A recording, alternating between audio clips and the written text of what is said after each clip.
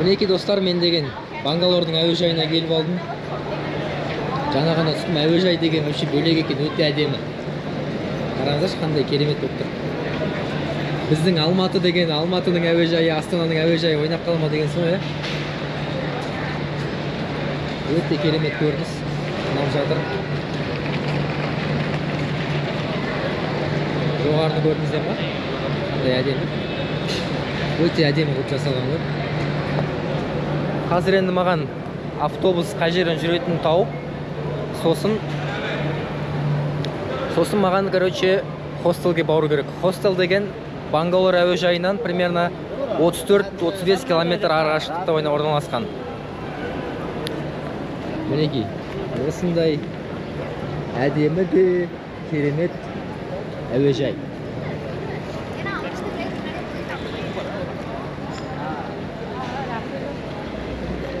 Өте әдемі.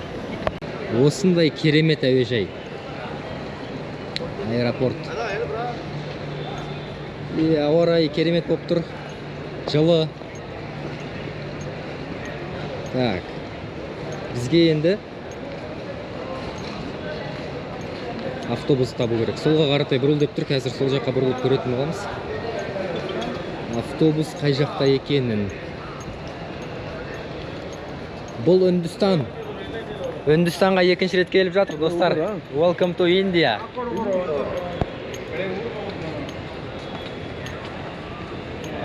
Әнекей. Автобуспен бару керек, әйтпесе таксимен. Ты чё, анау 30 километр қаланың ортасына дейін баратын болсам, бір $50 алайын деп тұр ғой менен, примерно. Thank you, бас. Такси деп қоймады ғой. Астыға түсе бер деп қояды маған. Дұрыс айтты, астыда екен.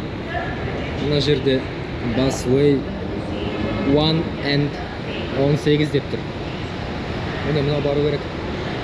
Қаланың ортасына деп. Қазір көретін боламыз.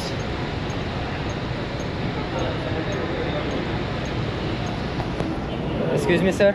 Bangalore, it's central. Going to this bus? This platform. This one? This one, Bangalore. Okay, thank you. Бұл автобус бармайды екен. Ар жақтан басқа бір автобусға отырамыз. Бұл автобус жүрмейді екен. Енді мен примерно білем қандай автобус баратын. Қазір айтамын. Менде скриншоттар бар.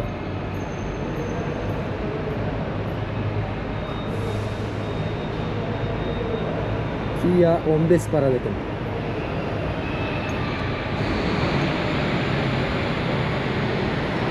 Мұнда тағы да біреуі келді. Аэропорт вообще бөлек екен, үлкен аэропорт. Ұнап жатыр. Excuse me, sir. Bangalore Center. Going to bus Number 9. Platform Number 9. Thank you. 9-шы автобус барады екен. Негізі 15 бару керек болатын. Бірақ білмеймін енді. Number 9 дейді. Number 9 болса, Number 9. Осы жерде тұра тұрайық. Осымен Үндістанға екінші рет келіп жатырмын. 2022 жылдың наурыз айының соңына таман мен Үндістанның Гоа қаласына келгем. Ал қазір 2026-ның ақпан айы мен Үндістанның Бангалор қаласына келдім. Міне 9-шы автобус келе жатыр. Менің ойымша осы автобус баруы керек. Қазір сұрақ көреміз. Şimdi adamlar oturur. You going to Bangalore Central, yeah? Bangalore bus? Yeah, Central. How much to? Автобус осында екен, достар.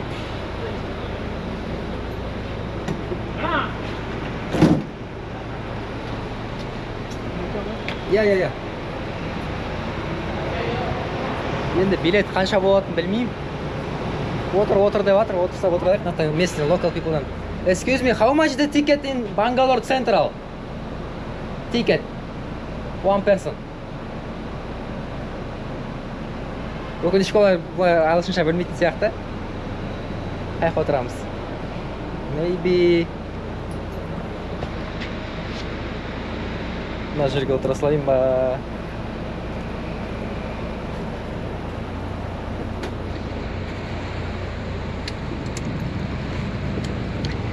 Ешкім үндемейді, білмеймін, бұлар ағылшынша білмей ма, или сөйлегісі келмей ма. Короче, отырып алдық енді, білмеймін қанша ақша алатынын. Қазір заряжать етіп жүрмесе болды ғой, 1000-2000 рупия деп.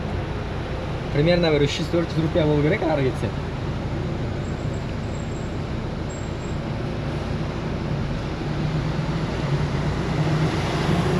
Уже ұнап жатыр.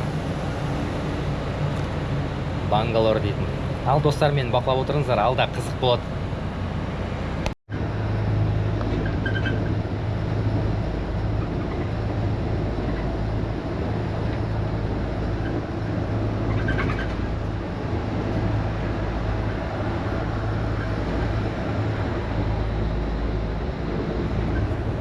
Қаладағы жаңағы инфраструктура, жаңағы гүлдер, неше түрлі ағаштар, мынандай әдемі. Барлығы дамып кеткен сияқты да. Или аэропорттың жаны ғана сондай ма, білмедім. Өте әдемі болып тұр, білмеймін енді. Мындай посттар, неше түрлі. Автобустар да жаңа екен да. Барлығы керемет болып жатыр әзірге. Кейін қандай болатынын білмеймін. Жаңағы көңіл күйімді бұзбай қойын, кейін де жақсы болады деген ойдамын. Бүгін оразаның бірінші күні. Ораза ұстағандарыңыз болса қабыл болсын. Осы достар, мен енді өкінішке орай ораза ұстай алған жоқпын, өйткені сапарда жүрмін, не деген мен күн ыстық. Сумкамды көтеріп жүрмін, 10 килограмм сумкама қанша. Қиын болады енді ораза ұстаған.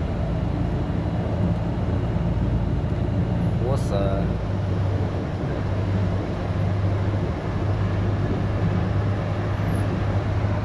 аэропорттың жанынан жаңадан мындай ЖК-лар салынып жатыр.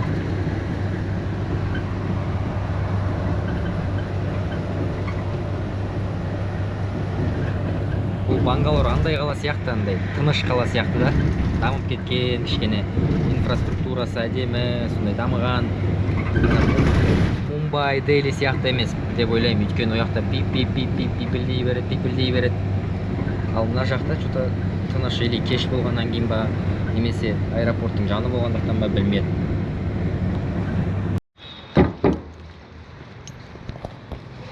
Автобустан түсіп қалдым жаңа ғана. Қазір енді 3 километр жаяу жүру керек екен. Мінекей мынау рикша. Шри-Ланкада мыналардың аты тук-тук болса, Үндістанда рикша. Осындай досекелер. Расында шыны қуыста кішкентай ғана ресторан. Тақып қойған ғой ресторанды. Осылай. Қазір бір жарты сағат жүрсем, хостелдан бірақ шығады екен. Енді азырге ештеңке көрген жоқпын, дала кішкене қараңғы түн болғаннан кейін ештеңке сезілмей жатыр, байқалмай жатыр. Бірақ дегенмен дамыған сияқты қала.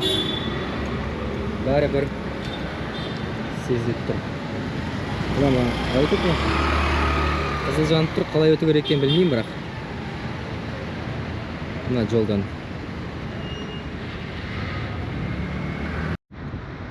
Мінекей енді бір жарық көше көріп қалдым.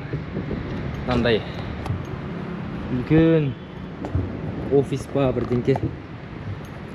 Жаңа жолда көрдім ғой, неше түрлі Porsche, Cayenne, Ferrari, неше түрлі машинелердің жаңағы автосалондар, үлкен ғимараттар, ЖК-лар.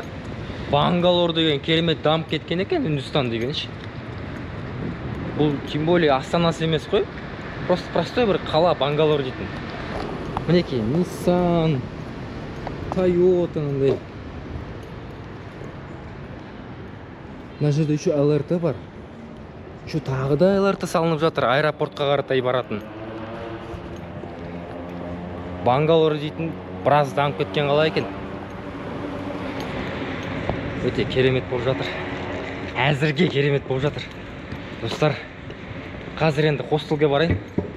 Хостелді көрсетемін. Хостелға келдім. Короче, бұл хостелда регистрация через приложение болады екен. Осындай приложениені скачать етіп алып, регистрацияны өзің жасайсың. Бұл жерде охранник ұйықтап жатыр. Іші әдемі сияқты. Іші әдемі сияқты. Енді бұл жерде шулауға болмайды екен. В общем, құтыруға болмайды вообще. Тыныш жүру керек. Әйтпесе шығарып береді екен. Ертең түсіремін видеоны. Қазір адамдар ұйықтап жатыр. Ал сәлем достар. Мінеки, ұйқыдан тұрдық, хостелдан шықтық. Қазір енді күндізгі Бангалорда кетіп бара жатырмыз. Қазір маған бірінші очередь, короче, сим-карта алу керек. Сим-карта бұл жерде Airtel деген бір оператор бар екен, соған барып қазір бір 50-60 гигабайт сим-карта алу керек пока что. Өйткені мен Гоаға барамын, Гоада жаңағы автобус қарау керек, карта қарау керек, анау мынау бар. В общем, сим-карта по-любому керек болады да, қай жерде жүрмесең де. Сол енді. Бірінші очередь сим-карта алу керек. Одан кейін кеше $100 ауыстырғам аэропортта. Ол 7500 индийский рупия болды, бірақ енді аэропортта сәл невыгодно, өйткені мен қалада ауыстырған кезде примерно бір 9000-8500 рупия алатын едім да. Енді жарайды. Әзірге сол 7500 рупия жетіп қалар. Картада бар еще. Міне. Күндізгі Бангалор. Жаңа әдемі көшелерден өткем. Сол жерде түсіру керек еді негізі. Құрметті көрермен, мен бұл Бангалор қаласында 3 күн боламын. Бүгін бірінші күн, ертең сенбі және жексенбі кешке дейін. Орташа есеппен алғанда 2,5-3 күн болып тұр ғой. 3 күннің ішінде бұл қаланы аралап үлгерем деп ойлаймын. Міне, мына көшемен төменге түсіп кетсе болады. Бағанағы айтқан әдемі көшелерімді көрсетейін. Қаптаған мопедтер, қаптаған people дейтін тук-туктар, неше түрлі. Осы досекелер. Мені қарап отырыңыздар, комментария, лайк басып отырыңыздар. Алдағы уақытта үлкен керемет видеолар көрсететін боламын.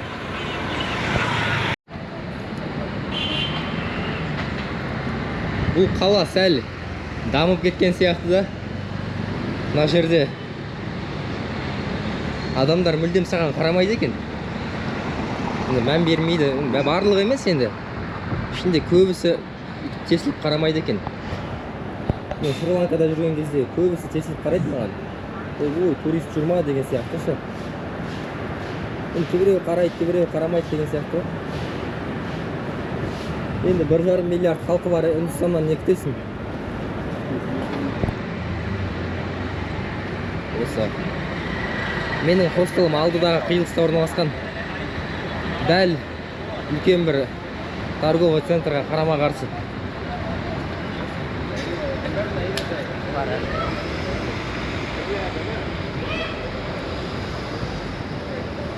Осында негізі андай қаланың орталығы болып саналады.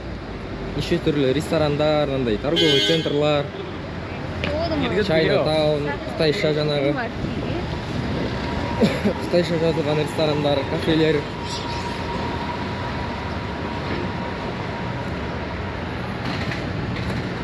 Мінекей, мына жерде тұрақта байктар қаптап тұр. Неше түрлі сувенирлар сатылуда алдыңызда.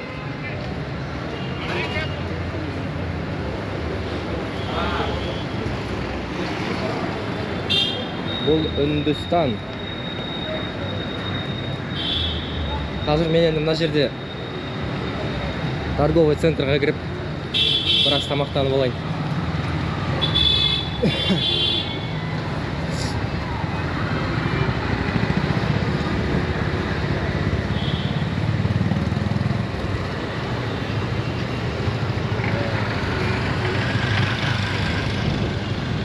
таптаған тук-туктар мына жерде.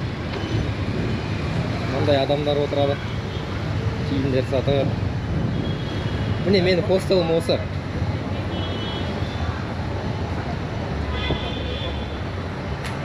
Осы хостел бір күнге, короче, 3000 теңгедей болды. 2 күнге 6000 теңге. Болады, нормально, іші таза екен, керемет. Мына жерден бір қарау керек. Әнекей. Беттер келе жатыр, көрдіңіз ба? Қарап жүрмесеңдер, қағатта кетеді, болды. Салам алейкум, осы.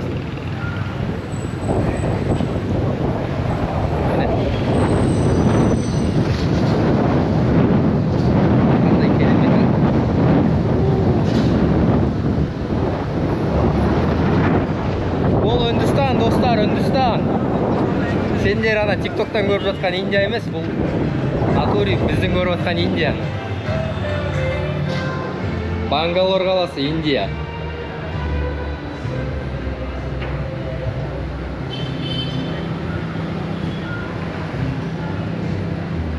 Ойын-сауық кешендері осындай. Қазір фудкорт тауып алу керек па?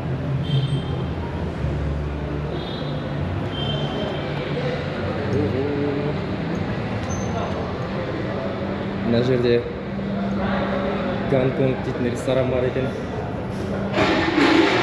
Неше түрлі ресторандар.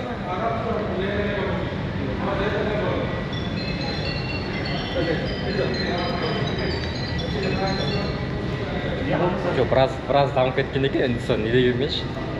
Тіпті бізге қарағанда, Қазақстанға қарағанда біраз дамыған сияқты, өте әдемі болып жатыр. Мына жерден сіздерге қазір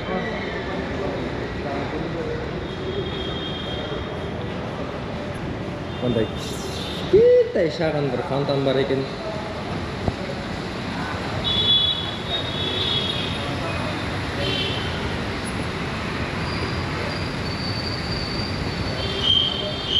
Ана жерде сауда болып жатыр.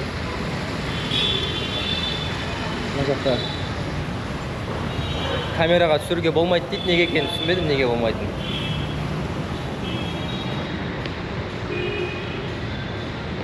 Не үшін болмайды камераға түсіруге?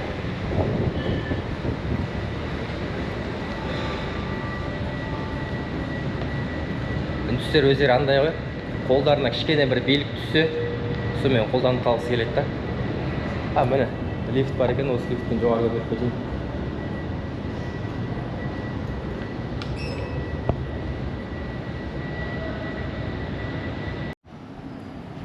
Короче, сим-карта алып жатырмын. Сим-карта 1900 индийский рупия болды ғой.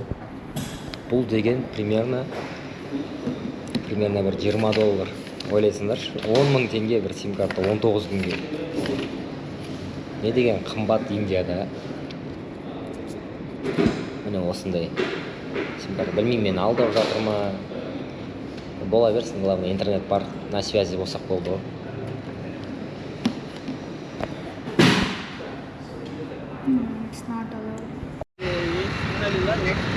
Бірінші локация осындай. Қараңыздаршы, қандай керемет дворец. Сарай. Алдымызда метро. Мына университет. Жаңа көп студенттерді көрдім. Универ бітіріп жатыр екен. Диплом алып жатқан студенттер ғой бұлар бүгін. Қараңыздаршы. Қандай керемет көрініс ашылып тұр. Бұл не ғимарат екен? Қазір мен сіздерге айтамын. Google картадан қарап алайын. Бұл дейтін правительственное учреждение дейді. Бангалор қаласында орналасқан. Өте әдемі екен.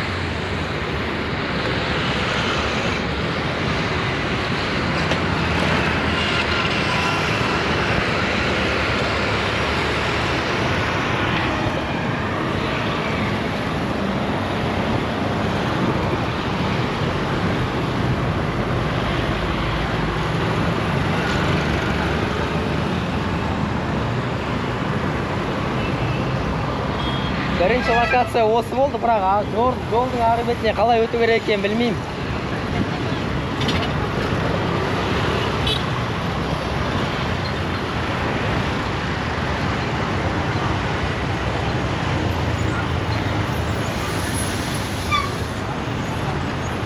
Өте бір әдемі, керемет локация. Ё-моё, өте бір үлкен бір ғимарат екен. Сооружение. Енді бұндай алпауыт ғимараттарды Бангалордың орталығында, Бангалор қаласында көрем деп мүлдем ойламаған ғой, достар.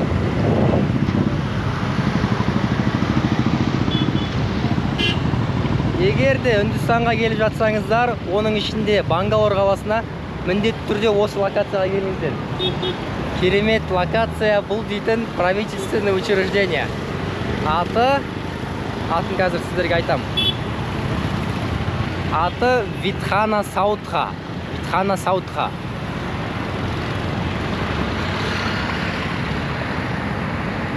Ана жерде туристар да жүр, мен ғана емес. Мен жалғыз өзімді турист ма деп ойласам, туристар бар екен ғой, оказывается.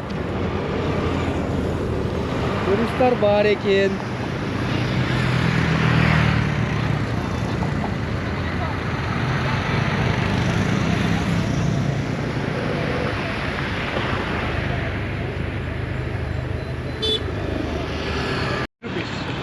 Only 50 rupees? Yeah. Where are you going?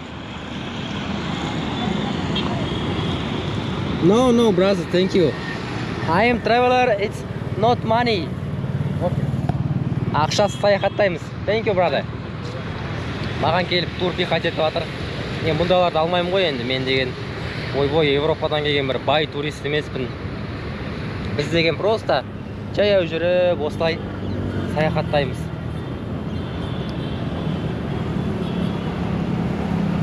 Ұнап жатыр әзірге. Әзірге өте қатты ұнап жатыр.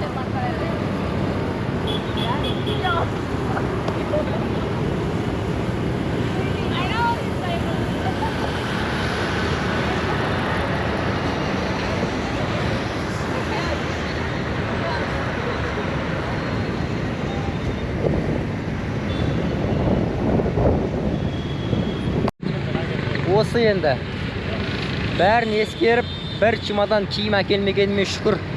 Кішкене ғана сумкада бір шалбар бар, 2 футболка болды, 2 тал рубашкам бар.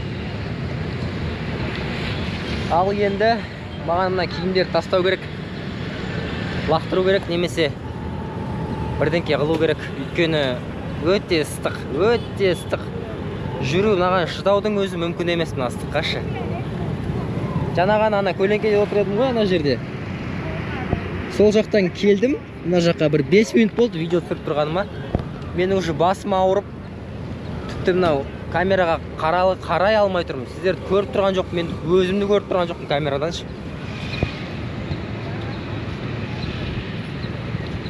Өте керемет. Мына жерде жергілікті туристар сияқты боларшы. Үндіс туристар. Мына жерде тағы да біреуі бар. Мінекей.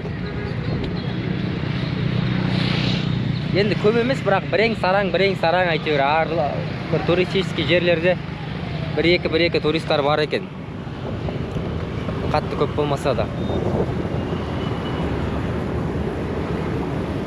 Енді бұл ұнап жатыр маған, өте бір әдемі локация екен, ұнады.